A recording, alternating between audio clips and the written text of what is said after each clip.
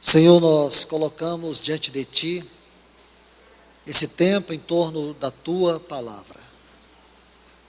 Nos colocamos debaixo da Tua voz, com os nossos corações rendidos a Ti, dispostos a ouvir aquilo que Tu tens para ministrar ao nosso coração.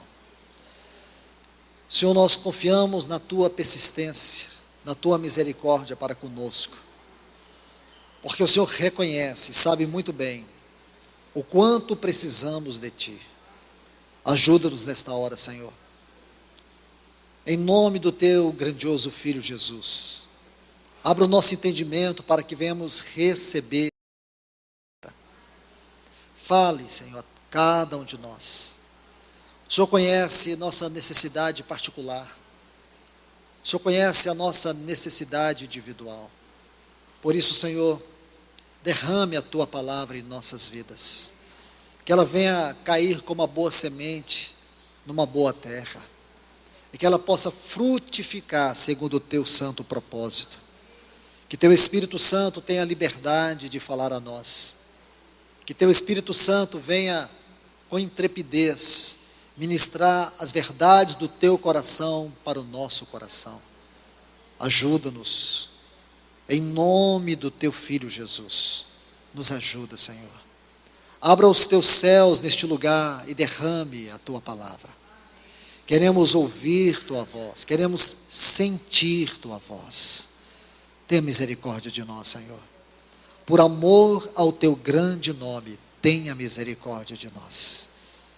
Em nome do Teu Filho Jesus. Amém. Meus amados, abram suas Bíblias aqui em 1 Timóteo, o capítulo 1, os versículos 18 a 20. Este mandamento te dou, filho Timóteo, para que, segundo as profecias que fizeram antes acerca de ti, milites por elas a boa batalha, o bom combate, conservando a fé e a boa consciência, a qual alguns, rejeitando, naufragaram na fé.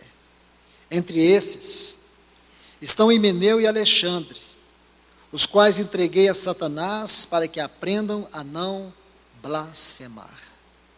Graças ao Senhor. Vamos então dar continuidade do nosso estudo de 1 Timóteo. O nosso tema de hoje é o bom combate. O versículo 18 é o versículo chave para o estudo que nós teremos nesta noite. Amados, vamos entender a natureza deste bom combate. Um dos princípios que todos precisamos observar ao estudar qualquer capítulo da Bíblia, especialmente quando você vai fazer um estudo sistemático, um estudo doutrinário, é importante você observar princípios da hermenêutica. Nós estamos aqui com esse tema, o bom combate. Como nós podemos tocar este assunto com uma maior propriedade? Há um princípio muito interessante, que é o princípio da análise contextual.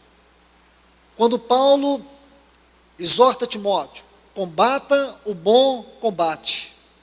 Como nós vamos entender este bom combate? Qual é a sua natureza? Qual é a relação desta frase com aquilo que Paulo vinha dizendo a Timóteo? Qual é a relação desta frase com todo este capítulo? Qual é a relação desta frase com todo este contexto? O que significa este bom combate? Então nós vamos colocar os pilares que vão nos ajudar a compreender este assunto com uma maior propriedade. Amados irmãos e irmãs em Cristo, observe que lá no versículo 3, aqui do primeiro capítulo, ele vai falar de alguns.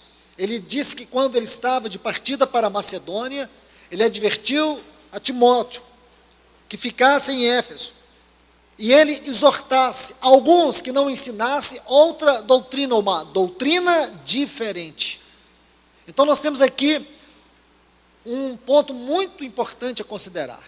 Depois, por favor, versículo 4, ele disse que estes, alguns, que estavam ensinando uma doutrina diferente, aí ele vai dizer para nós sobre a natureza dessa doutrina. Ele fala que essa doutrina era recheada de fábulas e genealogias intermináveis. A tradução aqui do original é histórias sem propósito. E essas histórias sem propósito promoviam mais discussões do que a edificação da economia de Deus na fé. Um outro ponto que nós temos que compreender, que constitui também os pilares da realidade contextual dessa frase, o bom combate. Para nós compreendermos este bom combate, temos que perceber isto. Versículo 6, ele vai falar das loquacidades frívolas. Alguns, se desviando, se perderam em loquacidade frívolas. Agora percebe, irmãos, havia alguns ensinando outra doutrina, recheada de histórias vazias. Haviam outros que se desviaram e se detiveram em loquacidade frívolas. O que significa isso? Qual a tradução dessa frase do original? Conversas vazias. Loquacidade frívola, a tradução, conversas vazias. E havia também os mestres. Mais abaixo aqui, no versículo 7, ele fala dos mestres ou doutores da lei. Esses mestres, doutores da lei, eles faziam ousadas asseverações, mas não eram capazes de entender o que eles mesmos ensinavam. Então, irmãos, por favor, juntem tudo isto, que vocês obterão com propriedade os argumentos suficientes para entenderem todo o cenário espiritual que demonstra para nós a situação dramática da igreja naquele tempo. Nesse cenário, dentro deste contexto, em que alguns estavam ensinando outra doutrina, uma doutrina diferente. Outros estavam envolvidos em histórias vazias, em conversas vazias. Alguns se passavam por mestres da lei, mas eles nem mesmo entendiam o que pregavam. Este é o cenário que está diante de Timóteo. Esta é a realidade espiritual que ele tinha. Essa situação da igreja naquele tempo, e podemos dizer aqui especificamente da igreja de Éfeso. Você consegue observar isso? Você consegue colocar todas estas coisas nos seus devidos lugares para entender agora esta solene advertência de Paulo para Timóteo? Combate o bom combate. O que é esse bom combate? Qual era a situação espiritual na qual Timóteo estava envolvido? Quais eram as situações que fizeram com que um pântano estivesse em torno da igreja? Porque, queridos, por favor, olhe que ponto interessante. Quando você lê este capítulo 1, e você consegue extrair, com todos estes pontos, essa realidade espiritual que cercava Timóteo, você compreende aquela primeira carta que João escreveu às igrejas da Ásia, a igreja de Éfeso. Porque tudo isso constitui o contexto espiritual daquela carta. E aqui nós vamos entender o que Paulo está dizendo: combate, o bom combate. Queridos, observe esses pontos, espero que vocês tenham notado eles, por favor. Aqui nós temos uma noção clara da natureza espiritual, de toda a realidade que estava em torno da igreja naquele tempo. Situação dramática, drástica. Muitas coisas haviam sido inseridas na vida da igreja. E agora Timóteo não poderia conviver passivamente com tudo isso. Por isso que Paulo diz, combate o bom combate. O oposto é, não seja passivo. Você precisa se posicionar por causa do testemunho do Senhor. Quando o Senhor chamou Timóteo, Ele confirmou esse chamado através das profecias. Então Paulo faz esta lembrança, lembra que você foi chamado pelo Senhor, e o Senhor confirmou esse chamado com profecias. O Senhor trouxe esta palavra confirmando o seu chamado, então não se acovarde, não seja passivo, porque, irmãos, hoje, eu já ouvi alguns irmãos comentarem isto. Algumas pessoas têm comentado que nós temos que tomar cuidado de, às vezes, não ficar expondo a situação decadente deste evangelicalismo moderno. Nós precisamos agir com mais amor. Irmãos, eu quero perguntar se passividade é sinônimo de amor. Será que Jesus, Ele não foi amoroso quando Ele chegou ali e pegou aqueles cambistas na porta do templo, vendendo, barganhando? Quando Ele pegou aquele azorrague e os expulsou dali, será que faltou amor no coração dele? Porque nós vemos tantas coisas ocorrerem nos nossos dias. As pessoas vilipendiarem o testemunho do Senhor, pregarem o evangelho diluído da verdade. Nós temos visto, de certa forma, um pântano em torno da igreja do Senhor. Nós temos visto tantas coisas abusivas ocorrerem em nome do evangelho. Nós temos visto tantas questões que ferem a glória do Senhor, o seu testemunho, sua honra, sua santidade, o seu nome. Mas alguns dizem, irmão, nós temos que amar. Será que Paulo não tem amor quando ele diz que ele entregou Himeneu e Alexandre para Satanás? Porque estes, com certeza, estavam dentro deste contexto que lhes apresentei.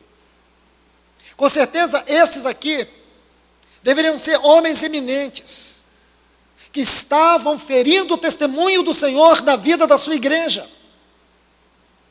Eu entendo, irmãos, que nós não podemos deliberadamente tocar na vida de ninguém, nem mesmo daqueles que estão vilipendiando o evangelho. Mas concordo também que nós não podemos ser passivos, nós temos que pregar a verdade. Nós temos que expor a luz. E quando a gente diz, mas são nossos irmãos, será que são nossos irmãos? Porque para mim o amor tem como fundamento a verdade. Para mim a comunhão, a unidade tem como fundamento a verdade. Estão entendendo, irmãos? Porque quando nós começamos a generalizar o amor, quando nós começamos a generalizar a comunhão, nós podemos estar diluindo essas doutrinas. O Senhor Jesus nunca chamou aqueles fariseus de seus amigos e de seus discípulos. Ele os chamava de sepulcro caiado. Mas era o Senhor. Nós não vamos sair xingando ninguém. O Senhor diz, quem comigo não se ajunta, se espalha. Agora o que eu vejo é que muitas vezes nós temos sido levianos com o testemunho do Senhor.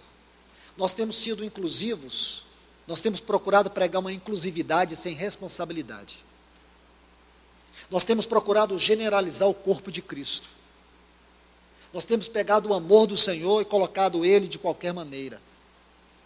Nós não vamos sair daí brigando com todo mundo, mas nós temos que combater firme a palavra, o evangelho e o testemunho do Senhor. Entende? Nós precisamos ser firmes quanto à verdade e não ser levianos nela. Nós precisamos ser contundentes quanto à doutrina. Eu vejo muitos falando de amor, eu vejo muitos falando de unidade, eu vejo muitos falando de uma só fé, eu vejo muitos falando do corpo de Cristo, mas eles não sabem o que significa em termos práticos. No testemunho daquilo que o Senhor ensinou, no testemunho daquilo que os apóstolos ensinaram, acerca da doutrina, da fé, do corpo de Cristo e do amor. Então nós queremos pregar um evangelho light. Este é o outro evangelho que Paulo está dizendo para Timóteo. Alguns estão pregando outro evangelho. O evangelho não é opcional, o evangelho é radical. É muito fácil, irmãos, generalizar o amor. Nós amamos, irmãos. Eles estão ferindo o testemunho do Senhor, mas quem vai julgar eles? É claro que quem vai julgar eles é o Senhor. É claro, o Senhor vai julgar. Então, irmãos, olhe, nós temos que pregar a verdade. Se a verdade tiver que ferir algumas pessoas, que fira, mas é a verdade, não sou eu, não é você. Jeremias, quando ele se levantou, ele citou o nome de um dos homens, que era o presidente do templo, chamado de Pazur. Jeremias não amava, irmãos. Será que Jeremias não tinha amor no coração? Ele se levantou e disse: tu não te chamarás mais Pazur, mas terror por todos os lados. Sabe por quê? Pazur era um líder popular. Era aquele líder que todo mundo amava. Era aquele líder que pregava para satisfazer o coração do povo. As pessoas se reuniam em torno de Pazur e viam nele o quê? Carisma. Porque hoje as pessoas querem carisma, eles não importam com caráter. Eles viam em Pazur aquele líder que fazia tudo para satisfazer eles. Pazur é a figura mórbida desse tipo de liderança que tem se levantado em nome do Evangelho. Irmãos, nós precisamos ser cuidadosos quanto a isso. Nós precisamos colocar tudo na luz da verdade. Se você tem que falar sobre algo da palavra de Deus, fale, mas sustente isso com a verdade. Se não for com a verdade, então não fale, fique calado. Não julgue os que estão pregando a verdade. Compreende, irmãos? Isso é sério. Por que digo isto? Porque eu tenho visto muitos, mas muitos irmãos. Algumas pessoas mesmo têm chegado a mim e têm dito isto. Luiz, nós temos que ser mais amoroso. Às vezes eu vejo a maneira como nós expomos a palavra, a gente deixa assim os irmãos até constrangidos. Irmãos que estão aí, né, às vezes nós estamos falando, parece que a gente está tocando nesses irmãos, sabe? Deixa eles para lá. Irmãos, nós não estamos aqui pregando contra irmão nenhum, contra líder nenhum. Se o evangelho pregado expõe a vida deles, é um problema deles. Agora nós não podemos ser passivos. E é justamente isso que Paulo está dizendo para Timóteo: não seja passivo. Você está envolvido numa grande luta, numa grande batalha. Você não pode facilitar as coisas. Você não pode ser conivente. Você não pode ser passivo. Você não pode fazer com que as coisas não é com você. Você está diretamente ligado. Você está diretamente envolvido. Você tem que se envolver. Combata o bom combate. Olha o que essas pessoas estão fazendo. Estão pregando outro evangelho. Estão enchendo a igreja de histórias vazias. Estão enchendo a igreja de discussões que não têm propósito nenhum.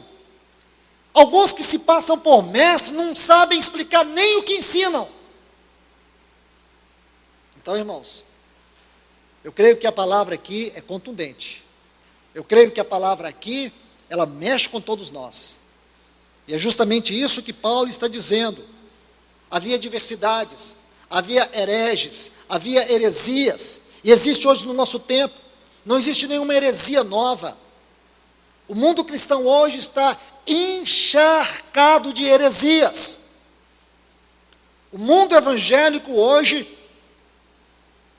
está encharcado de ensinos de demônios. Você se lembra quando Paulo diz para Timóteo, abordamos isso na lição passada, quando Paulo diz para Timóteo: foge deles, especialmente quando ele diz na segunda carta, no capítulo 3, a partir do versículo 1, ele vai falar que nos últimos dias os homens serão arrogantes, egoístas, jactanciosos. Então ele vai colocando alguns adjetivos pesados.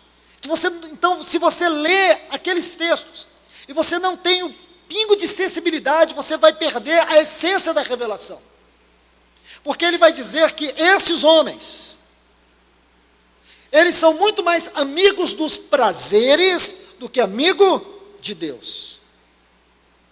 Aí ele vai prosseguir e diz: eles têm forma de piedade.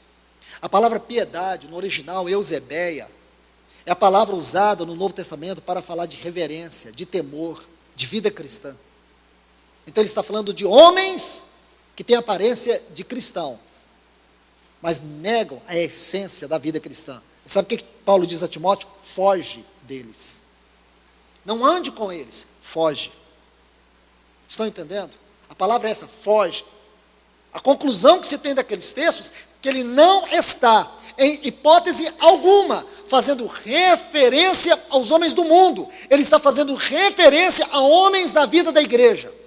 Pessoas que se passam por cristãos, que são apenas religiosos. Estão vendo? Então não é sério? Muito sério. Ou nós vamos encarar a verdade, ou nós vamos ficar, irmãos, pregando um evangelho unicamente para satisfazer as pessoas, pregando esse evangelho mamão com açúcar, café com leite. Esse evangelho, ele não produz, ele é incapaz de gerar vida. Você vai ter muitas pessoas para te aplaudir, você vai ter muitas pessoas para bater nos seus ombros, para te elogiar.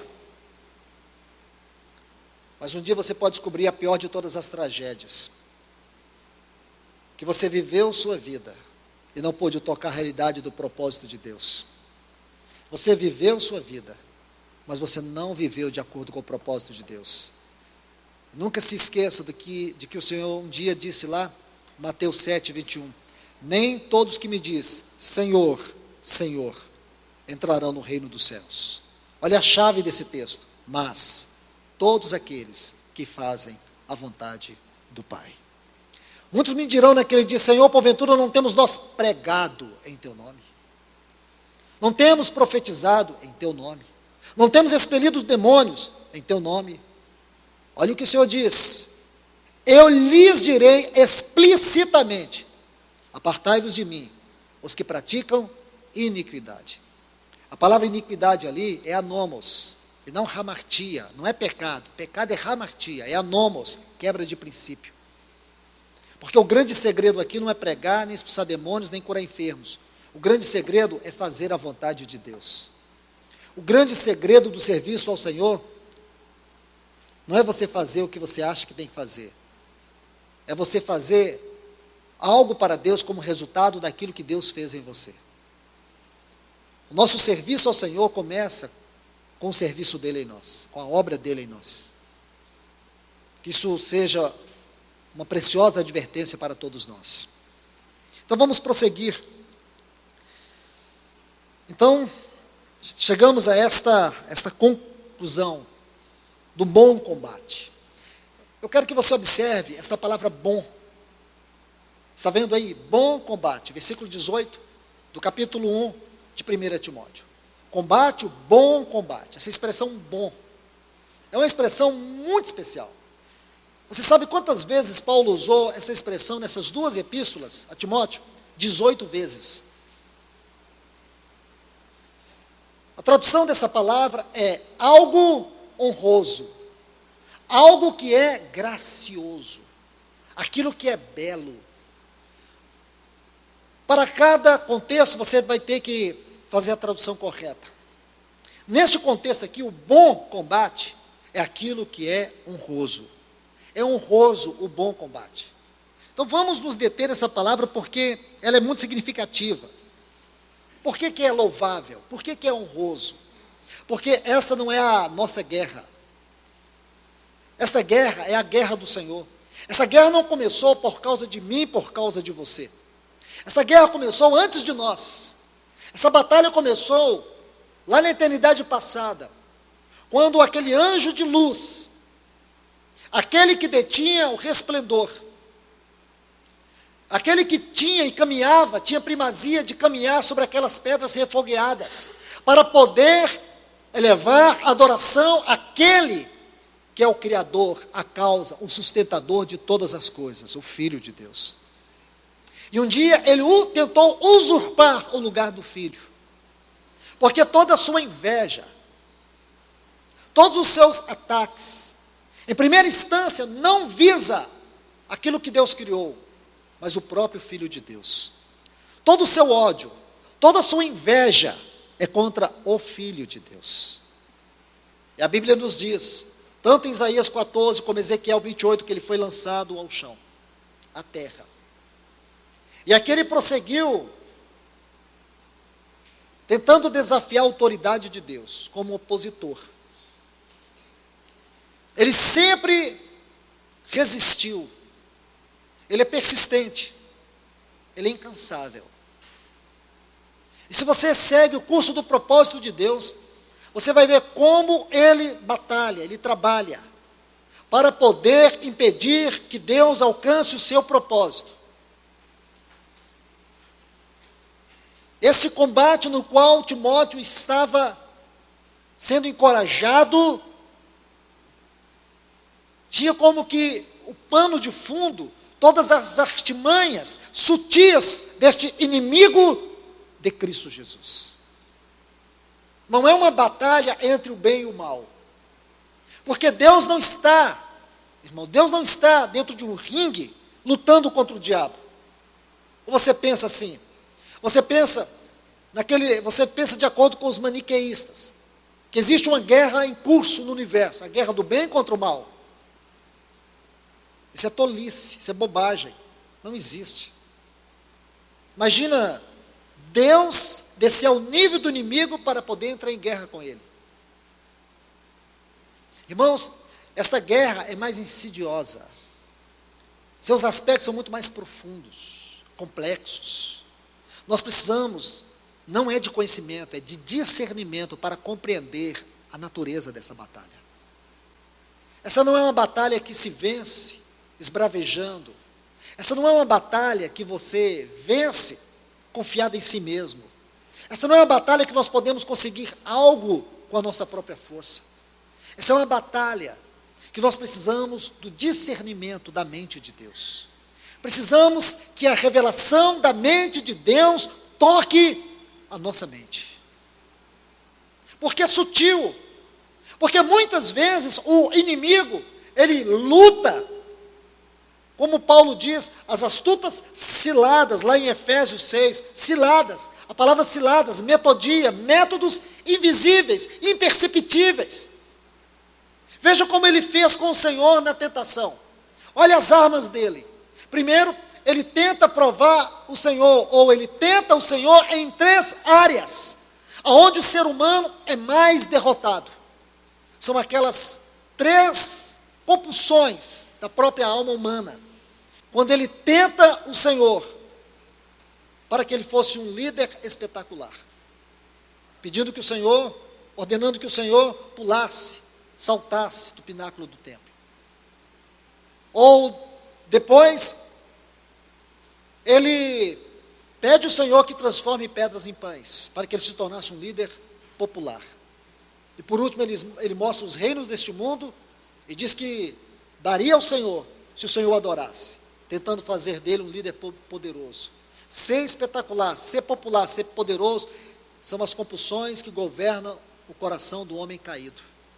Mas o Senhor não se deixou levar por isso.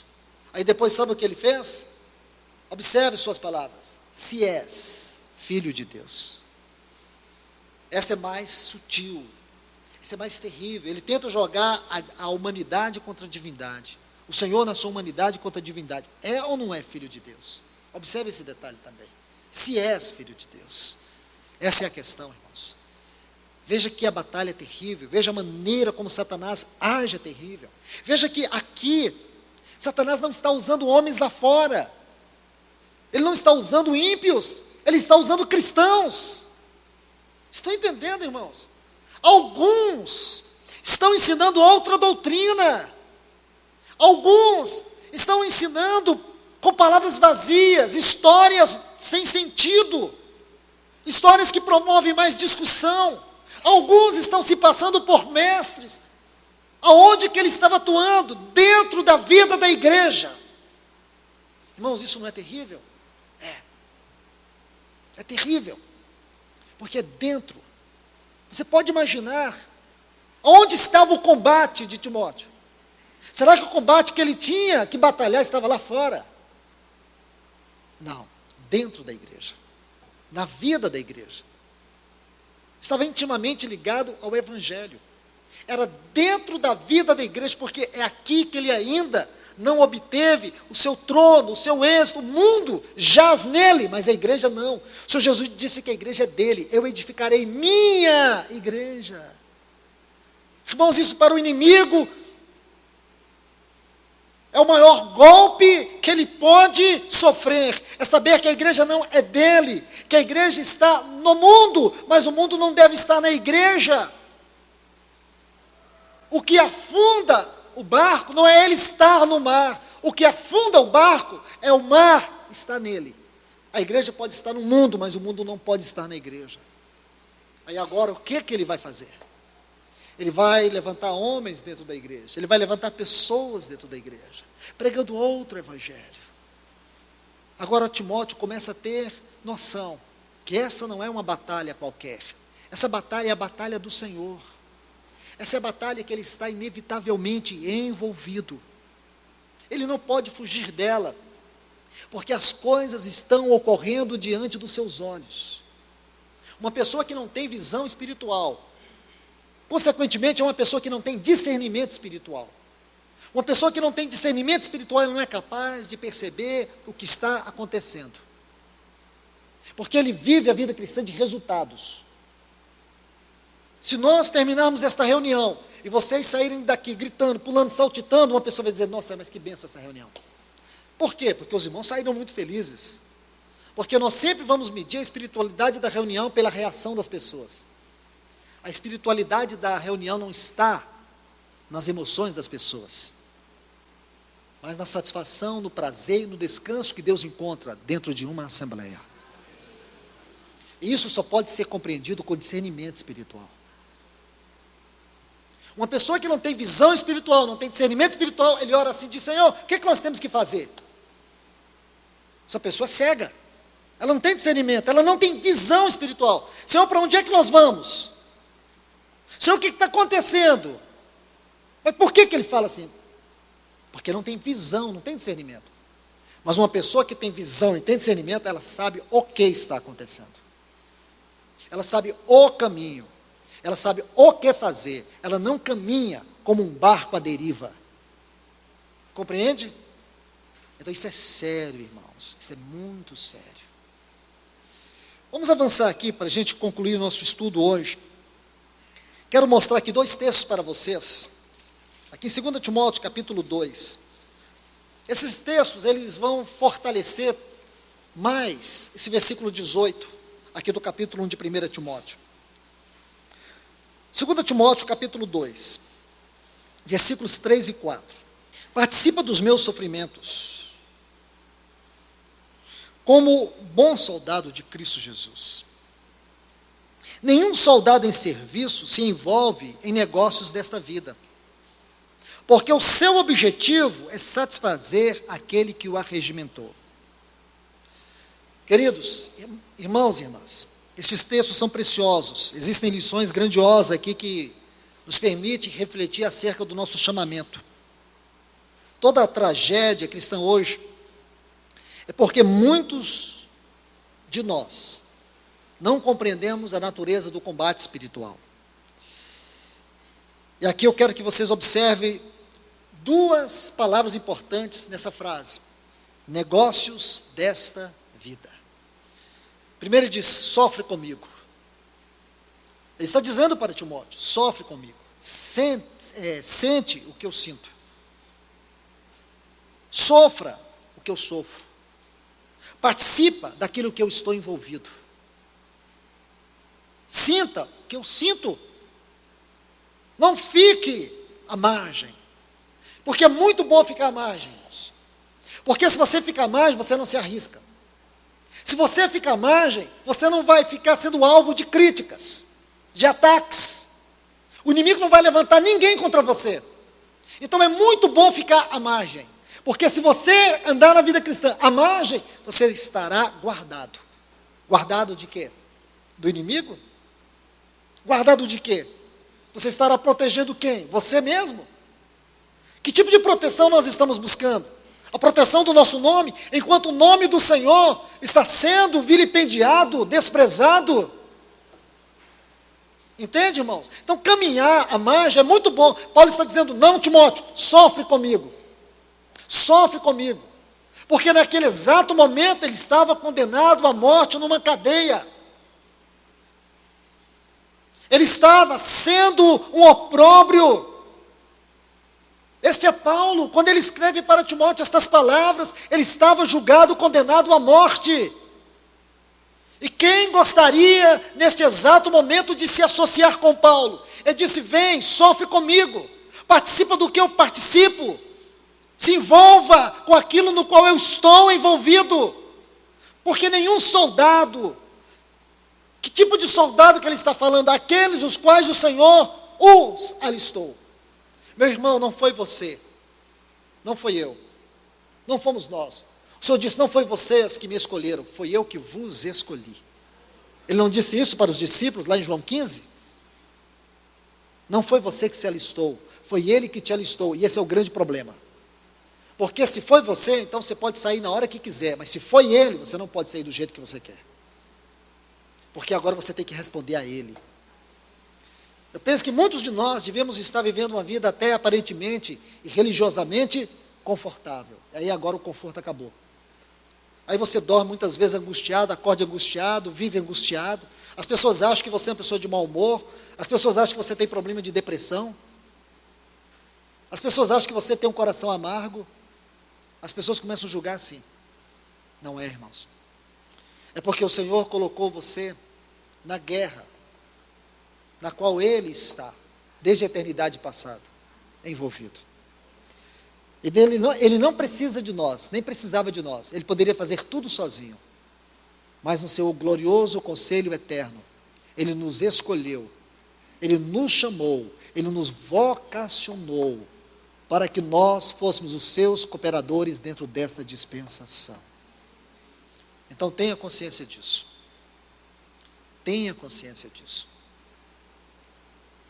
Então, meus amados, irmãos e irmãs, olha essas duas palavras, negócios, vida.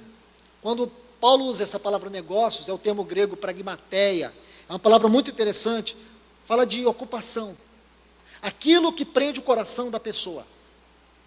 Quando ele usa a palavra vida aqui, ele usa a palavra no sentido genérico de bios. A palavra bios, ela tem um sentido genérico, porque abrange a vida em vários aspectos. Quando você estuda esta palavra aqui, tem a ver com aquilo que é o sustento, aquilo que é o recurso, as riquezas, os bens, aquilo que sustenta a própria vida natural. Ora, Paulo não está dizendo que você tem que abandonar agora seu trabalho, abandonar tudo. E muitos usam esse texto para interpretá-lo assim. Irmãos, nós não podemos ser levianos com a palavra, nós não podemos tratá-la de maneira irresponsável. Não é isso que ele está falando. Primeiro, o Senhor diz para você, tenha consciência que você foi alistado pelo Senhor para um bom combate. Então, eu quero que você saiba de algo.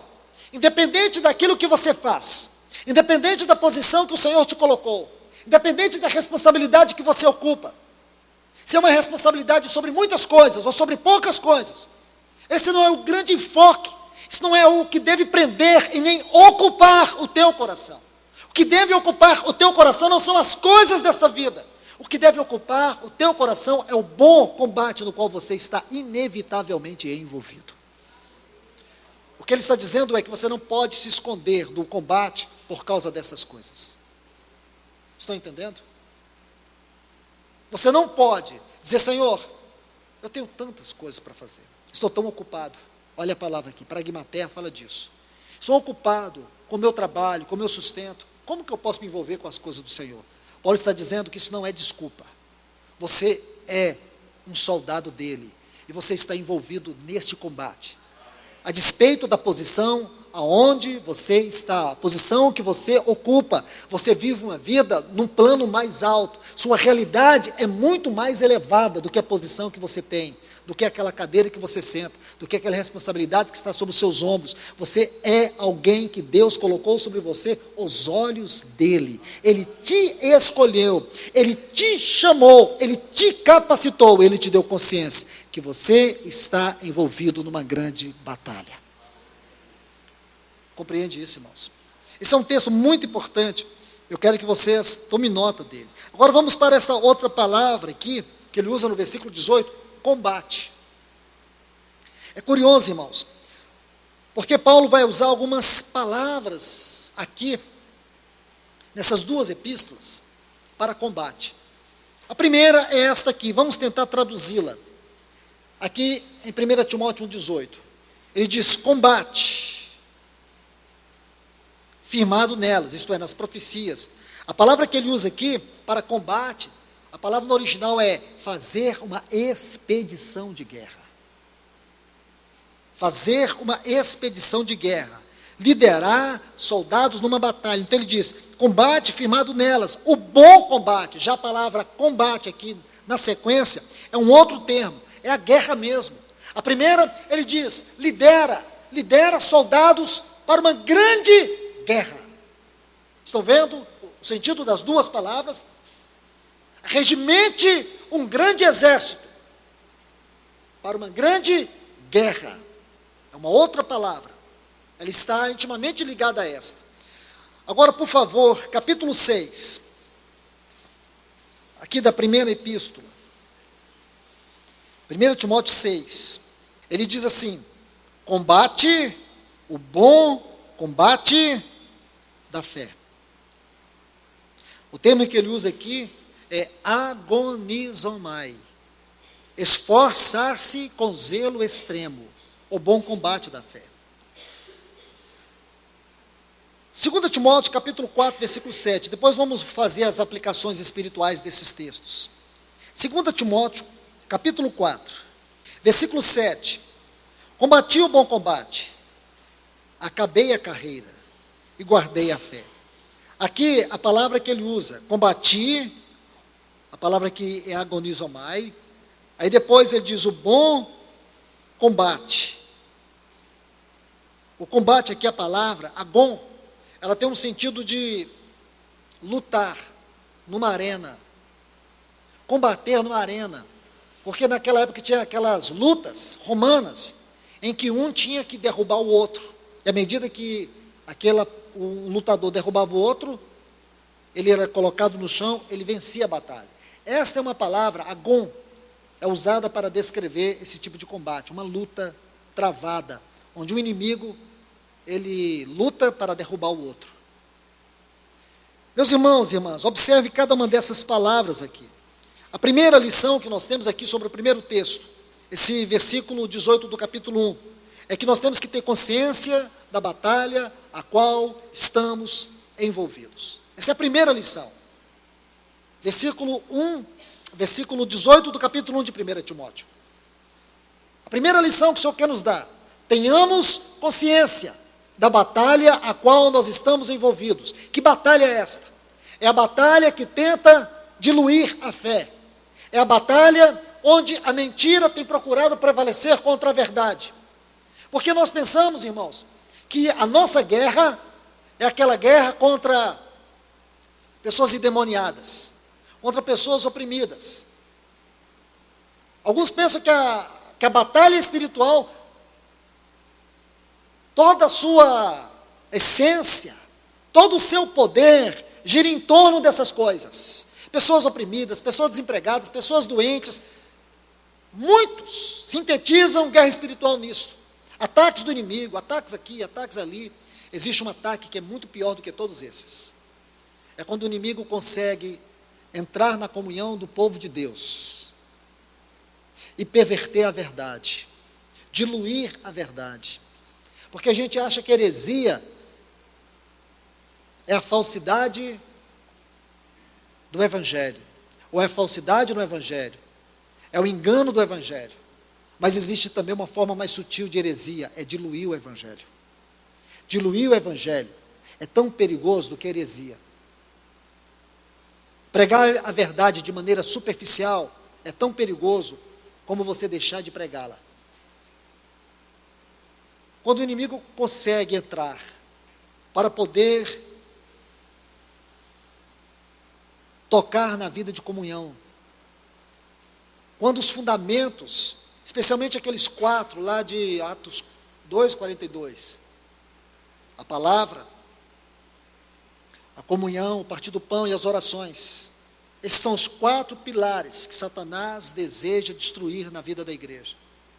E hoje, irmãos, é com tristeza que nós temos que afirmar: o evangelho não tem sido pregado como o evangelho que Cristo nos deixou. Hoje um outro evangelho, como disse Paulo em Gálatas 1:8, ainda que um anjo do céu desça e vos anuncie um evangelho que vai além desse, seja anátema, seja maldito. Irmãos, irmãs, infelizmente é o que nós temos visto, um culto recheado de entretenimentos, homens procurando ser populares, espetaculares, à frente da igreja, tentando assumir o controle dela, tentando roubar o lugar de Cristo nela. Isso que é terrível. Essa é a verdadeira batalha, essa é a batalha insidiosa, terrível, que nós estamos envolvidos. É aqui que o Espírito Santo está dizendo a mim e a você: combate o bom combate. Esse contexto aqui não dá margem para você pensar em outra coisa, mas sim nas heresias, nos enganos, nos falsos mestres. O outro texto, mas me permita retornar um pouco aqui. Eu acho que a gente tem que ler alguns textos. Acho que antes da gente avançar para uma próxima lição, vamos meditar em alguns textos juntos. Anote esses textos. Vamos lá. Efésios 6:12. Lembra quando Paulo diz assim: porque nossa luta, está vendo a palavra aqui, luta? O termo no original aqui, pali, luta mesmo, essa luta romana. A palavra aqui fala justamente disso, a tradução dela, no original é pali. Fala de uma luta romana, onde um se esforça para derrubar o outro. Então ele diz: porque nossa luta não é contra carne e sangue, é contra principados, potestades. Junte outro texto aí, por favor. Colossenses, capítulo 2, versículo 1. Vão anotando esses textos. Antes de nós prosseguirmos para mais uma lição, daquele quadro de texto que nós acabamos de ler. Colossenses 2:1, Paulo diz: gostaria, pois, que soubesses quão grande luta, estão vendo aí? Quão grande luta, eu quero que vocês peguem novamente, esta palavra luta, é o mesmo termo no original. Anote mais um texto, acabamos de ler, Colossenses 2:1, agora 1 Tessalonicenses 2:2, diz: mas apesar de maltratados, ultrajados em Filipos, como é do vosso conhecimento, tivemos ousada confiança em Deus, para vos anunciar o Evangelho de Deus, em meio a muita luta. O termo aqui, traduzido para luta, já nesse texto, fala de uma extrema oposição.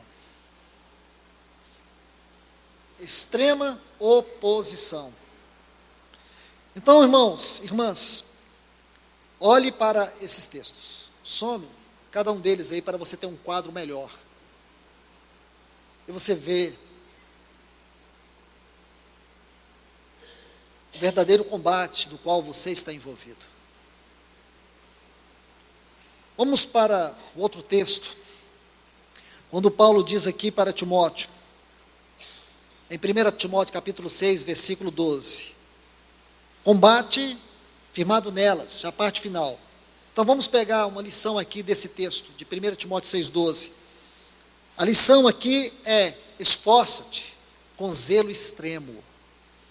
Essa é a lição que nós vamos extrair aqui. Esforça-te com zelo extremo, porque a palavra combate aqui nesse texto de 1 Timóteo 6,12 é agonizomai, de onde vem a palavra agonizar. Sabe o que ele está dizendo aí em combater? Agonizar. Esforça-te extremamente. Irmãos, olha que coisa linda. Colossenses capítulo 4.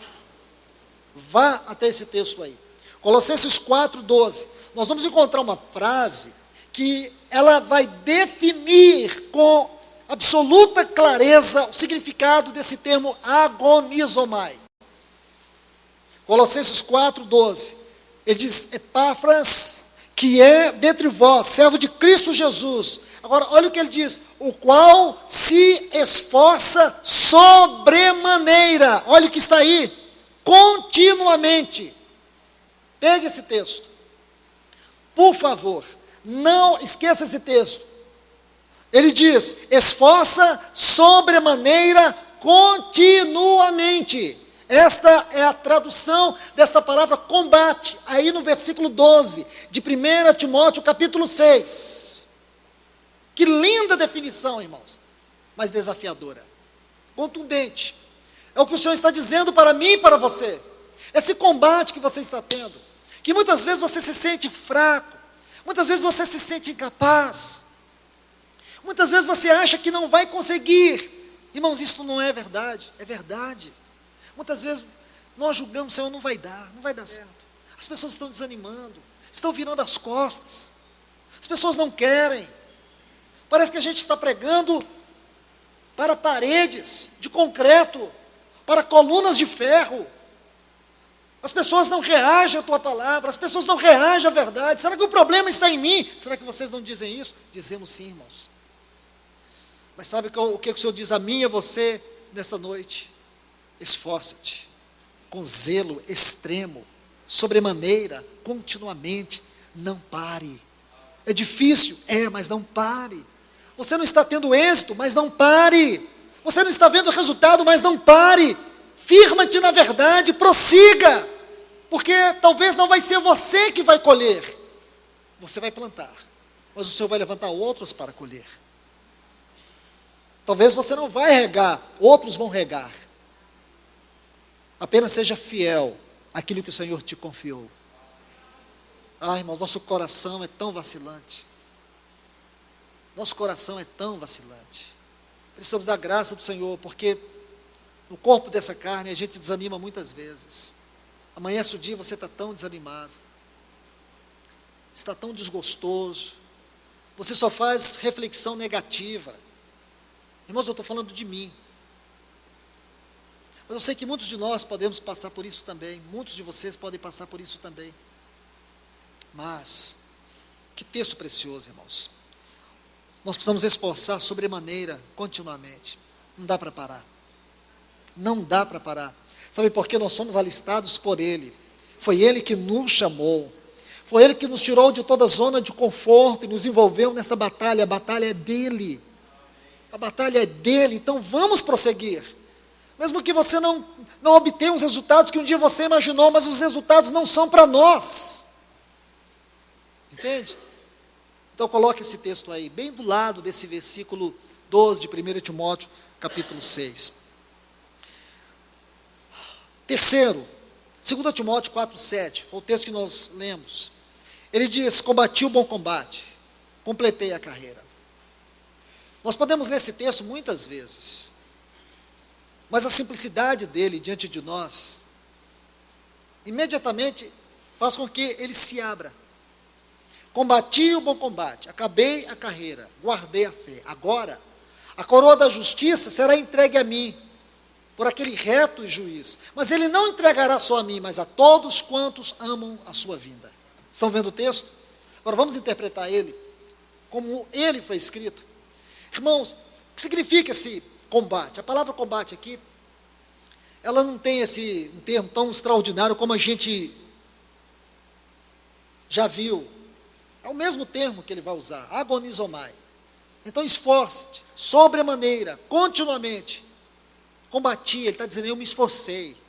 Eu me esforcei, com zelo extremo, continuamente, sobremaneira, para combater, para lutar.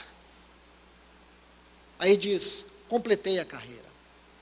Irmãos, muitas pessoas terminam a carreira sem combater o bom combate. Esta é a lição. O grande perigo na vida cristã não é você terminar a carreira. O grande perigo da vida cristã, e o grande segredo, aliás, não é perigo. O grande segredo da vida cristã não é terminar a carreira. O grande segredo da vida cristã é combater o bom combate. Porque se você terminar a carreira sem combater o bom combate, você sofrerá uma perda eterna. O grande segredo, irmãos, não é dizer, meus dias se chegaram, chegou o final dos meus dias. Você vê alguns irmãos partindo. Irmãos, esse não é o momento mais importante, se uma pessoa não combateu o bom combate. O grande segredo aqui está em combater o bom combate. A coroa da justiça não será entregue porque nós terminamos a nossa carreira. A coroa da justiça será entregue se nós combatermos o bom combate. Estão vendo, irmãos? Se nós vamos um dia receber a coroa da justiça, não é porque terminamos a carreira. Terminar a carreira, todos podem terminar. Agora, combater o bom combate, nem todos. O termo que ele usa aqui é justamente este: agonizomai, esforçar sobremaneira continuamente. Será que nós temos esforçado sobremaneira continuamente? Porque se você não se esforçar sobremaneira continuamente, nesta batalha, nesta luta, na qual você está envolvido, então terminar a carreira será uma tragédia. A pior tragédia aqui não é a morte, a pior tragédia aqui é não combater o bom combate. Estão vendo, irmãos, a seriedade de tudo isto? Que a misericórdia do Senhor esteja sobre nós, que a sua misericórdia possa nos alcançar nesta noite, que sejamos ajudados, porque nós precisamos muito da ajuda do Senhor. Que a palavra do Senhor venha nos abençoar, abrir o nosso entendimento, trazer clareza, para que tenhamos consciência desta batalha, desta guerra, das lutas, do nosso chamamento, da nossa vocação espiritual. Não podemos viver a vida cristã como se nós estivéssemos num parque de diversão. A vida cristã não é um parque de diversão, a vida cristã é um campo de batalha. Estão entendendo, irmãos? A vida cristã é um campo de batalha. Batalha em todos os sentidos, mas a pior delas é aquela que tenta atacar o testemunho de Cristo na vida da igreja, atacar sua palavra, atacar sua obra, atacar sua pessoa. Que o Senhor nos ajude, irmãos, e que nós sejamos coerentes, que nós estejamos cada dia comprometidos com esta palavra. Não vamos, de maneira alguma, viver a unidade, viver o amor de maneira genérica. Vamos viver a verdade, o amor e a fé, como o Senhor Jesus nos deu o exemplo, como a igreja primitiva pôde viver, e como nós somos desafiados a viver isto hoje. De nós e por nós mesmos não somos capazes, mas Deus nos deu o seu Espírito, e Ele nos capacitará a viver de maneira genuína a verdade, o amor e a fé. Que Deus nos abençoe.